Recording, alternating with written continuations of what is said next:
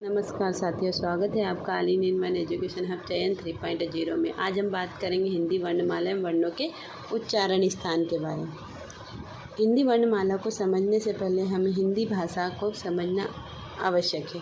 आइए जानते हैं भाषा क्या होती है। भाषा शब्द संस्कृत के भाष धातु से बना है, जिसका अर्थ होता है बोलना, बताना या व्यक्तवाणी। भाषा के अंग। भाषा के 3 अंग होते हैं, ध्वनि, अर्थ और वाक्य। भाषा के रूप या प्रकार। भाषा के 2 रूप हैं, मौखिक और लिखित भाषा। भाषा की सबसे छोटी मौखिक इकाई ध्वनि होती है।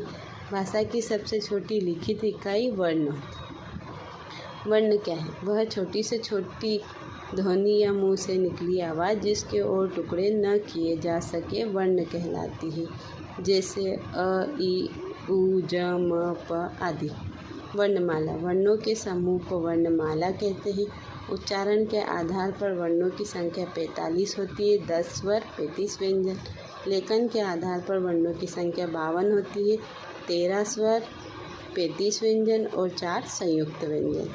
इस प्रकार आगत वर्ण किन्हें कहते हैं? आगत वर्ण हिंदी वर्णमाला में नहीं आते हैं, लेकिन इनका उपयोग होता है, जैसे ख, क, ख, ग, ज, झ, फ, य। इन सब के नीचे नुक्ता लगा हुआ है। क्या लगा हुआ है? नुक्ता। उच्चारण की दृष्टि से वर्णमाला को 2 भागों में बांटा गया, स्वर और व्यंजन। स्वर किन्हें कहते हैं? स्वर स्वतंत्र रूप से बोले जाने वाले वर्ण स्वर कहलाते हैं। स्वर का उच्चारण बिना किसी दूसरे वर्ण की सहायता से होता है।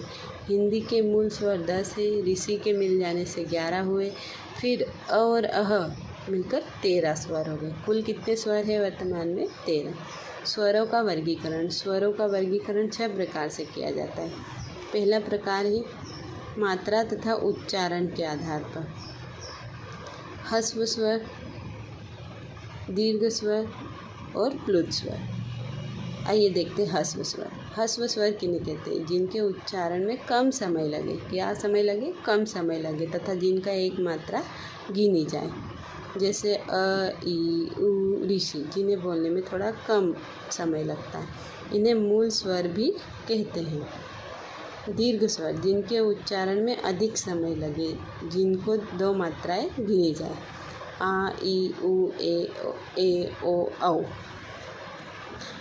तीसरा है प्लुत स्वर, जिन स्वरों के उच्चारण में दीर्घ स्वरों से भी अधिक समय लगे, अर्थात दीर्घ स्वरों से भी अधिक समय लगे, जैसे ऊ, हे राम आदि। इनका प्रयोग नाटक और संवादों में किया जाता है।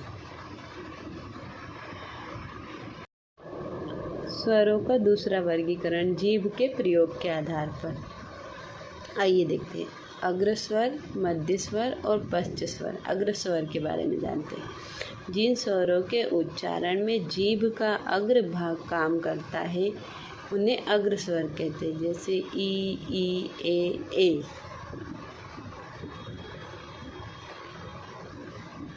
दूसरा है मध्य स्वर, जिन स्वरों के उच्चारण में जीभ का मध्य भाग काम करता है, जैसे अ। पश्च स्वर, जिन स्वरों के उच्चारण में जीभ का पश्च भाग काम करता है, आ, उ, ओ, औ, ऋषि। मुख के खुलने के आधार पर। स्वरों का वर्गीकरण मुख के खुलने के आधार पर। इसमें 3 प्रकार के होते, 4 प्रकार के होते हैं। विवृत, जिन स्वरों के उच्चारण में मुंह पूरा खुलता है, अर्थात जिन्हें बोलने पर आपका मुंह पूरा खुल जाए, जैसे आ। अर्धविवृत, जिन स्वरों के उच्चारण में मुंह आधा खुलता है, जैसे ए, औ, अ।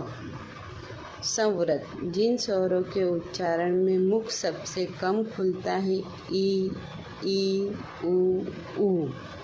अर्धस्वरवत, जिन स्वरों के उच्चारण में मुख द्वार आधा बंद रहता है, ए, ओ। स्वरों का अगला वर्गीकरण है होठों की स्थिति के आधार पर। होठों की स्थिति के आधार पर स्वर 2 प्रकार के होते हैं, वृत्तमुखी या अवृत्तमुखी। जिन वृत्तमुखी देखते हैं, जिन स्वरों के उच्चारण में होठ व्रतमुखी या गोलाकार होते हैं, व्रतमुखी स्वर कहलाते हैं, जैसे उ, ओ, औ। दूसरा है अव्रतमुखी, जिन स्वरों के उच्चारण में होठ व्रतमुखी या गोलाकार नहीं होते हैं, जैसे अ, आ, ई। स्वरों का पांचवा वर्गीकरण है हवा के नाक या मुंह से निकलने के आधार पर। अनुनासिक, जिन स्वरों के उच्चारण में हवा मुख के साथ साथ नाक से भी निकलती है, अनुनासिक स्वर कहलाते हैं, जैसे अ, आ, ई। इन पर चंद्र बिंदु होता है। निरनुनासिक, जिन स्वरों के उच्चारण में हवा केवल मुख से निकलती है। निरनुनासिक क्या हुआ, जिनमें केवल हवा मुख से निकलती है, जैसे अ, आ, ई। स्वरों का छठा वर्गीकरण है घोषक के आधार पर। घोष अर्थात स्वर तंत्रियों में श्वास का कंपन। घोष, जिन स्वरों के उच्चारण में स्वर तंत्रियों में श्वास का कंपन हो, जैसे सभी स्वर। सभी स्वर क्या होते हैं, सघोष होते हैं। दूसरा है अघोष, जिनके उच्चारण में नाद या कंपन नहीं होता है। अब देखते हैं अनुस्वार किन्हें कहते हैं। जिस स्वर के उच्चारण में केवल हवा केवल नाक से निकलती है, जैसे संत, गंगा, कंस आदि। विसर्ग का उच्चारण ह ध्वनि के समान होता है, जैसे अतः। अर्थात किसी शब्द के अंत में हम विसर्ग लगाते थे, उसका उच्चारण कैसे होगा, ह ध्वनि के समान। अयोगवाह ध्वनियाँ, जिन ध्वनियों का उच्चारण व्यंजनों की तरह तथा प्रयोग स्वरों की तरह होता है, उन्हें अयोगवाह कहा जाता है, जैसे अह को किशोरी लाल वाजपेयी ने अयोगवाह कहा। वर्णों का अगला प्रकार है व्यंजन। स्वर की सहायता से बोले जाने वाले वर्ण व्यंजन कहलाते हैं, अर्थात व्यंजन हमेशा स्वर की सहायता से बोले जाते हैं। व्यंजन के उच्चारण में अस्वर मिला होता है। परंपरागत रूप से व्यंजनों की संख्या 33 थी, लेकिन साथ में 2 द्विगुण व्यंजन आ गए, इसलिए व्यंजनों की संख्या 35 हो गई। अब देखते हैं व्यंजनों का वर्गीकरण। स्पर्शी व्यंजन, जिनका उच्चारण करते समय हवा फेफड़ों से निकलते हुए मुंह के विभिन्न भाग कंठ, तालु, मूर्धा, दांत, ओष्ठ से स्पर्श करते हुए बाहर निकले, उन्हें स्पर्शी व्यंजन कहते हैं। स्पर्शी व्यंजनों की संख्या 25 होती है। देखते हैं कौन कौन से हैं। क वर्ग, च वर्ग, ट वर्ग, त वर्ग और प वर्ग, ये किस में आते हैं, स्पर्शी व्यंजन में आता है। क वर्ग का उच्चारण कहाँ से होता है, कंठ से। च वर्ग का तालु से, ट वर्ग का मूर्धन्य से, त वर्ग का दंत से और प वर्ग का ओष्ठ से, इसलिए इनको कहते हैं कंठव्य, तालव, मूर्धन्य, दंत और ओष्ठ। अगर आपको ये याद नहीं होती तो इसके लिए एक ट्रिक भी है। जैसे हम बोलते हैं घर में एटीएम दो, इसमें है केटीएम दो। क से कंठव्य, टी से तालव, एम से मूर्धन्य, डी से दंतव्य, ओ से ओष्ठव्य। आगे देखते हैं, पीछे से आगे की ओर इनका क्रम क्या होता है, पहले कंठ से, फिर तालव, फिर मूर्धन्य, फिर दंत, फिर ओष्ठव्य। व्यंजनों का दूसरा प्रकार है अंतस्थ व्यंजन। अंतस्थ मतलब जिन वर्णों का उच्चारण स्वर तथा व्यंजनों के बीच से हो, अंतस्थ व्यंजन कहलाते हैं। जैसे य, र, ल, व, ये सभी क्या है, अंतस्थ व्यंजन है।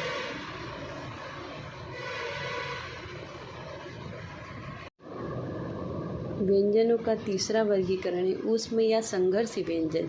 जिन व्यंजनों का उच्चारण करते समय वायु मुख में किसी स्थान विशेष पर घर्षण या रगड़ खाकर निकले और ऊष्मा पैदा करे, उन्हें बोलेंगे ऊष्म संघर्षी व्यंजन।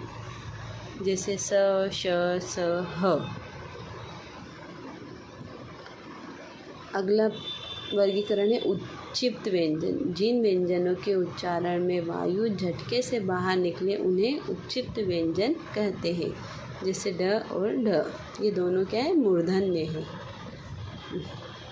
पांचवा वर्गीकरण है संयुक्त व्यंजन। जिन व्यंजनों का निर्माण एक से अधिक व्यंजनों के मेल से हुआ हो, उन्हें संयुक्त व्यंजन कहते हैं। क्या कहते हैं, संयुक्त व्यंजन। संयुक्त व्यंजन 4 होते हैं, अक्ष, त्र, ज्ञ, स्र। अक्ष किससे मिलकर बना होता है? क और स व्यंजन से। त्र किससे होता है? त और र व्यंजन से। ज्ञ किससे? ज और इ से। स्र व्यंजन किससे मिलकर बना होता है? स और र से। अंतःमुखी व्यंजन, जिस व्यंजन का उच्चारण मुख के आंतरिक भाग अर्थात स्वर यंत्र, इंग्लिश में से कहते हैं लैरिंक्स, से हो, उसे अंतःमुखी व्यंजन कहते हैं। स्वर यंत्र से हो जिनका उच्चारण अंतःमुखी व्यंजन कहते हैं, जैसे ह। 7वां है पार्श्विक व्यंजन, जिनके उच्चारण में हवा जीभ के पार्श्व बगल से निकले, अर्थात इनको बोलते टाइम जीभ आपकी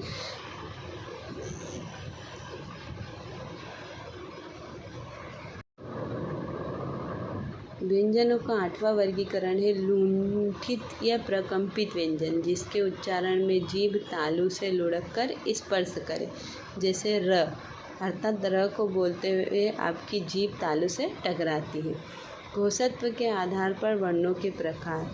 घोष का अर्थ क्या होता है, पहले ये समझते हैं। स्वर तंत्रियों में ध्वनि का कंपन क्या कहलाता है? घोष कहलाता है। जैसे घोषत्व के आधार पर वर्णों के 2 प्रकार होते हैं, सघोष और अघोष। सघोष क्या होते हैं? जिन ध्वनियों के उच्चारण में स्वर तंत्रियों में कंपन हो। इसमें कौन कौन से आएंगे? सभी स्वर, प्रत्येक वर्ग का तीसरा, चौथा, 5वां वर्ण, अंतस्थ व्यंजन य, र, ल, व, ऊष्म व्यंजन ह। अघोष वर्ण, अघोष जिन ध्वनियों के उच्चारण में स्वर तंत्रियों में कंपन न हो। प्रत्येक वर्ग का पहला, दूसरा वर्ण। ऊष्म व्यंजन स, स, स, अर्थात तीसरा, चौथा और 5वां वर्ण क्या है? सघोष है। और पहला और दूसरा है अघोष।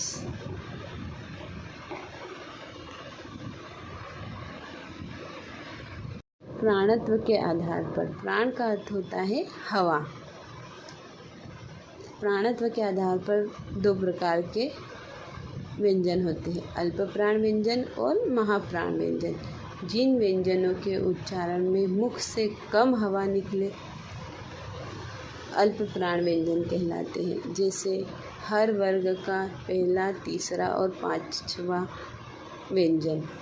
और अंतस्थ व्यंजन य, र, ल, व क्या है? अल्प प्राण है। दूसरा प्रकार है महाप्राण, जिन व्यंजनों के उच्चारण में मुख से हवा निकले प्रत्येक वर्ग का दूसरा, चौथा व्यंजन, सभी ऊष्म व्यंजन और एक उच्चिप्त व्यंजन ढ।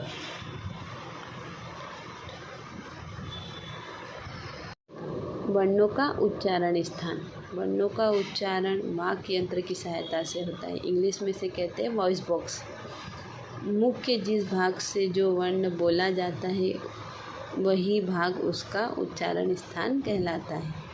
ध्वनियों या वर्णों के उच्चारण में निम्नलिखित अंग काम करते हैं। कौन कौन से हैं? पहला है स्वर तंत्री, दूसरा मुख विवर, तीसरा नासिका विवर, चौथा अलिजीवा, 5वां कठोर तालु, 6ठा मूर्धन, 7 कोमल तालु, वत्स, जीवा, 10 दांत, 11वां है ओष्ठ और 12वां श्वास नली। ये 12 भाग वर्ण के उच्चारण में काम करते हैं। आइए देखते हैं कौन से वर्ण का उच्चारण स्थान क्या है। कंठ से बोले जाने वाले वर्ण। स्वर में है अ, आ, व्यंजन में क वर्ग और उसमें व्यंजन ह और अह। दूसरा है तालु से बोले जाने वाले ई और ई, च वर्ग, अंतस्थ व्यंजन य और ऊष्म व्यंजन स। मूर्धा से बोले जाने वाले मूर्धन्य री और ऋषि, ट वर्ग, अंतस्थ व्यंजन र और ऊष्म व्यंजन स। दंत से बोले जाने वाले री, त वर्ग, ल और श। ओष्ठ से उ और उ, प, फ, ब, भ, म। नासिका से प्रत्येक वर्ग का पंचमाक्षर नासिका से बोला जाता है और एक अम। कंठ तालु से ए और ए बोले जाते हैं। कंठोष्ठ से ओ और औ बोले जाते हैं और एक आ। दंतोष्ठ से व बोला जाता है और दंत मूल से वत्सर्य से र और ल बोले जाते हैं।